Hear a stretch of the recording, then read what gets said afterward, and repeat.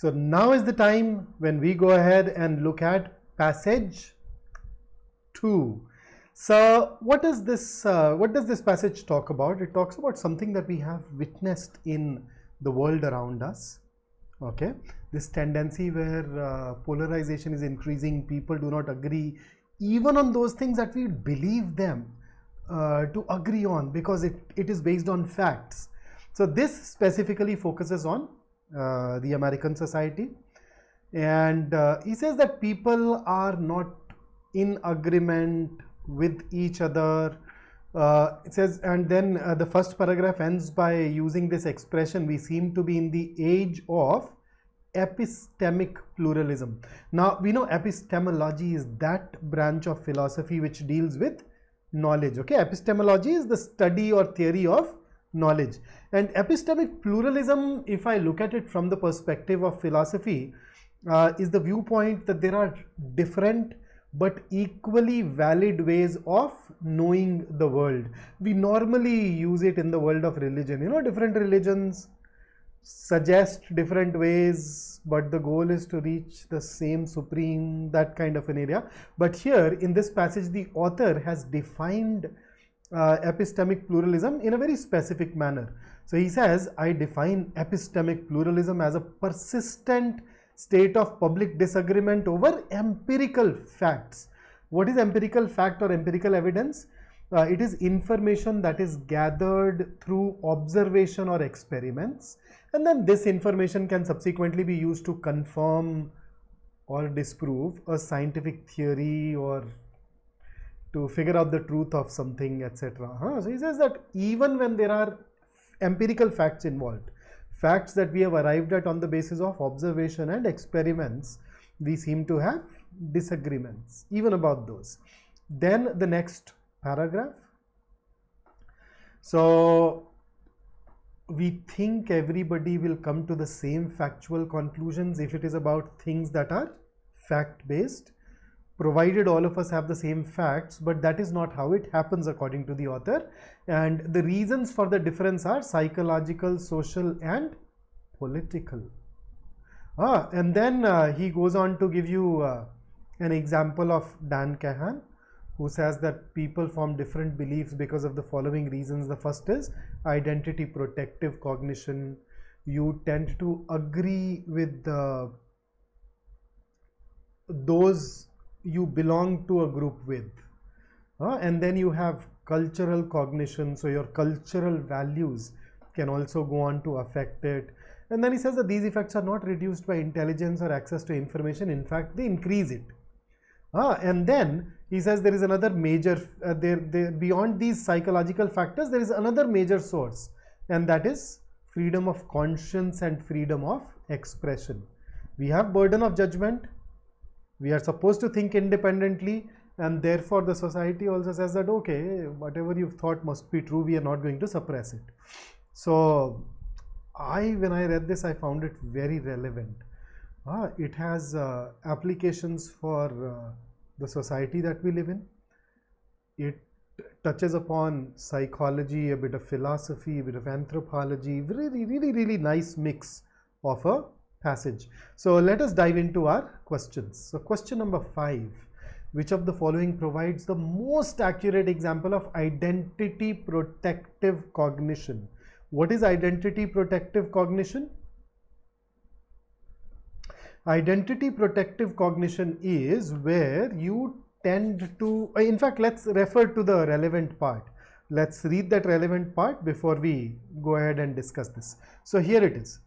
How individuals are motivated to adopt the empirical beliefs of groups they identify with in order to signal that they belong.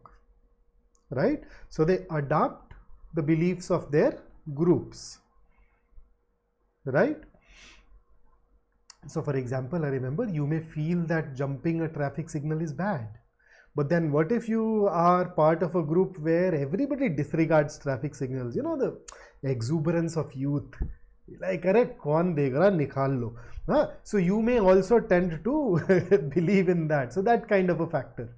Okay, so we are looking for a situation where a person has changed his or her belief because of the group that they belong to. So how about A? A conservative politician publicly denounces climate change in order to signal to his constituents that he shares their belief. Now see, he publicly denounces it in order to benefit from that group. But then does that mean that he has actually changed his belief? This could be just a ruse. This could be just a facade. So this may or may not be an example. If the politician has actually changed the belief, then yes. But if it is just a facade, just a ruse to get those votes, then no. So let's keep A in suspense. B, well, the activist is not changing his belief on the basis of the others that he or the group that he belongs to, so can be ruled out. C, but then again in C there is change, but it is not driven by the group. It is driven by some new information, and therefore C can also be ruled out. D, oh, in D the person has changed his behavior, rejected scientific evidence because of the group. So if I compare A and D, in A I'll have to assume that the politician actually changed the belief. In D I do not have to assume any such thing, and that is what makes D better than A, and thus our answer to question number 5 should be option D. Let's dive into question number 6. Which of the following is the closest interpretation of the excerpt? People tend to say that a behavior has a greater risk of harm if they disapprove of the behavior for other reasons. So let me take you back to the context. This excerpt has been mentioned in the context of cultural cognition. So remember that identity protective cognition, where you change your belief because of your group, and cultural cognition.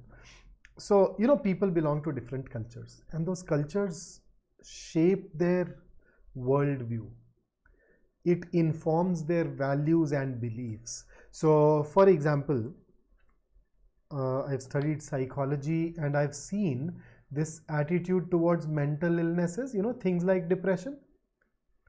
So there are people who say depression etc. is nothing, a person can bring about this change and you should just cheer up etc. And then there are people, there are societies where it is indeed treated as a genuine illness. So people belonging to different cultures may have the different viewpoint. Indians think more in group or collective terms. Americans think more in individual terms.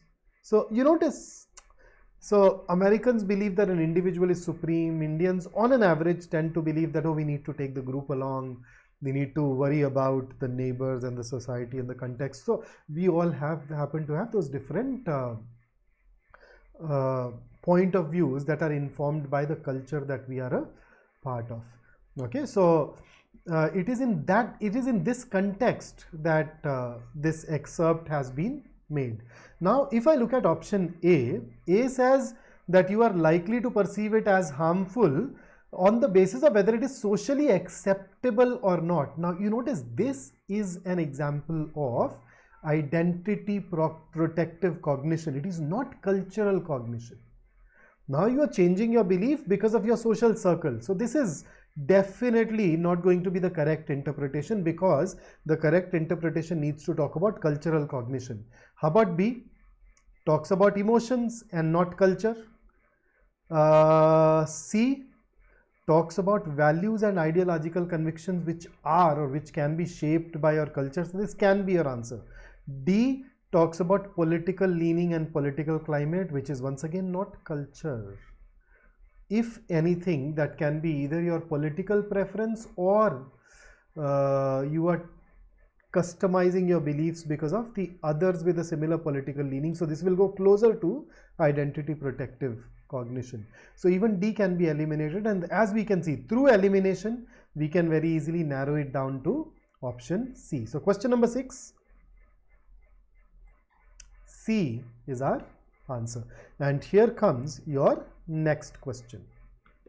Which of the following best captures the essence of the passage? So this is your main idea question.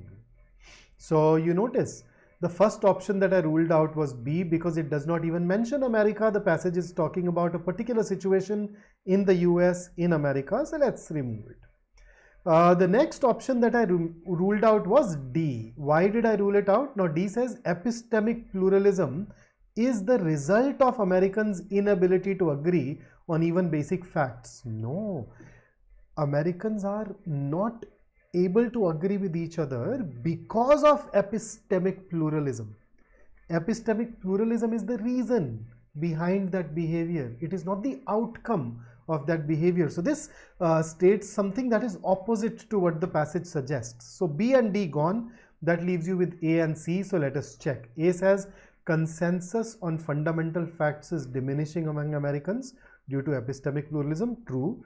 Which is a state of persistent public disagreement about empirical facts influenced by psychological, social, political factors. True.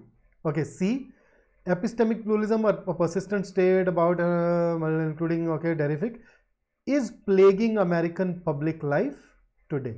So what is the difference? A says consensus is diminishing. B says it is plaguing public life today. Which one of these is closer to the passage? A. The passage does not say it is plaguing. It says that there is this worrying trend emerging. So A is closer, and therefore we can choose A over C. So for question number 7, the best answer is option A. And with that, let's dive into our last question. Question number 8. We are looking for an assumption, and you know what I generally do? I use the negation test. I take the opposite to be true and see whether the statement or the conclusion is possible or not. So without the government or an official church telling people what to think, we all have to decide for ourselves, and that inevitably leads to a diversity of moral viewpoints. So basically the argument is, because we have to think for ourselves, it will lead to a diversity of moral viewpoints. So the assumption is that when we have to think for ourselves, all of us do not arrive at the same all of us do not form the same opinion, and that assumption is captured by option B. Now C is seductive. C may appeal to you. It says when people decide for themselves, all of them arrive at different moral viewpoints. No, not all of us may arrive at different viewpoints. So let's say there are 100 of us, right? So 20 may have one viewpoint, 30 may have another, and the remaining 50 may have another. So there are probably just 3 viewpoints, but you notice not all of us are arriving at different moral viewpoints. 50 of us have arrived at one, another 30 at one, another 20 at one.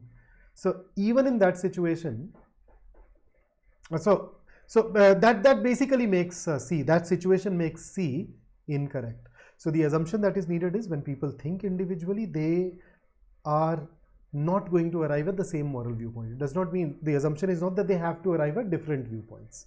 So if you're good at assumption based questions and you know how to use the negation test, this is mock 9, by now I'd expect you to. I am sure you can do that and arrive at B as our answer over C. So that takes care of our passage number 2.